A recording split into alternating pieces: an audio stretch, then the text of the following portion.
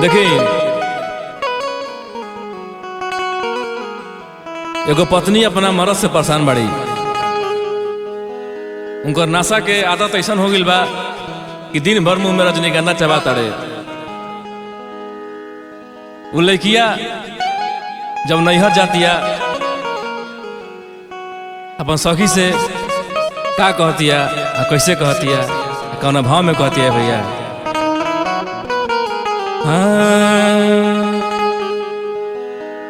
नैहर के तो शक हतकिया रजाई ले ऐनी श्रद्धा से कई के कढ़ाई।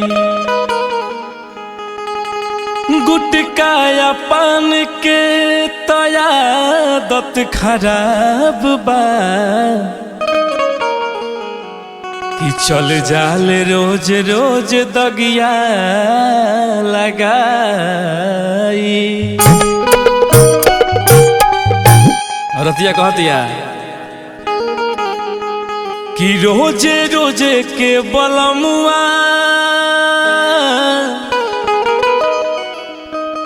इहे धंधा कइले बा खा के रजनी गंधा बलमुआ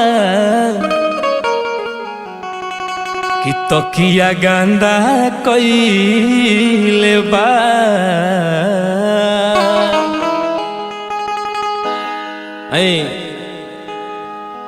कि रोजे रोजे के बलमुआ इहे धंधा कइले बा।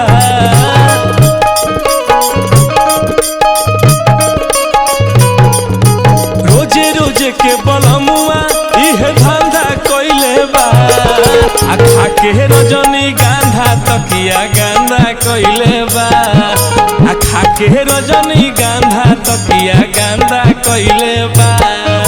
रोजे रोजे के बलमुआ इहे धंधा कइले बा। रोजे रोजे के बलमुआ इहे धंधा कइले बा। खा के रजनी गंधा तकिया गंदा कइले बा।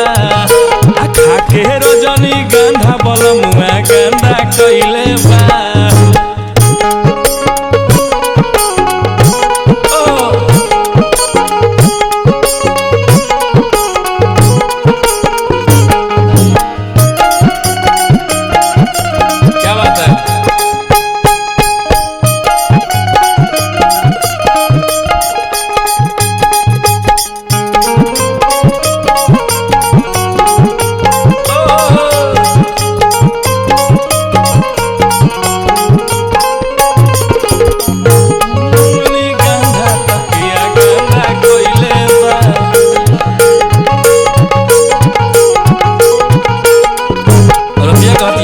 लागे शरम कुछ बोलहु न पाइला।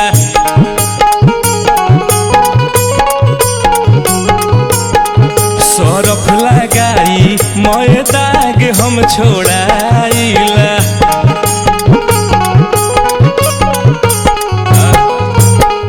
लागे शरम कुछ बोलहु न पाइला। सरफ लगाई मैं दाग हम छोड़ाइला। नोट के गड्डी देखा के हमके आंधा कइले बा। नोट के गड्डी देखा के हमके आंधा कइले बा। खा के रजनी गंधा तकिया गंदा कइले बा। खा के रजनी गंधा तकिया गंदा कइले बा।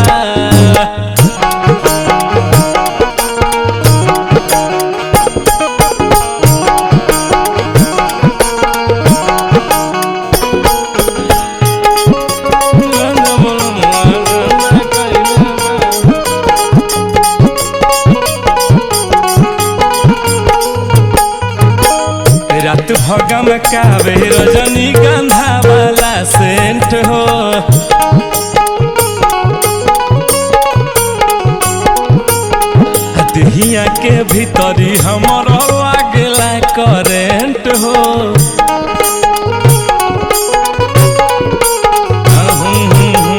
रात भगम कावे रजनी गंधा वाला सेंट हो दहिया के भीतरी हमारा लागेला करेंट हो अपने घरवा के भीतर कैसन दंगा कइले बा अपने घरवा के भीतर कैसन दंगा कइले बा खा के रजनी गंधा तकिया गंदा कइले बा खा के रजनी गंधा तकिया गंदा कइले बा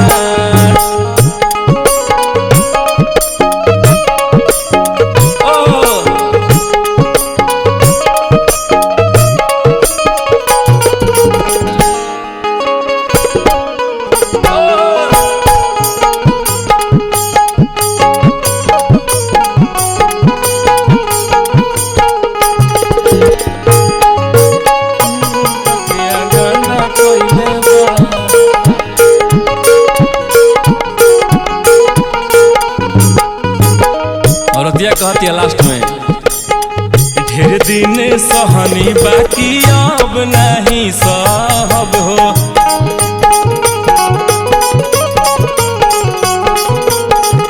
आदत छोड़ाई कर टाइट होके रहब हो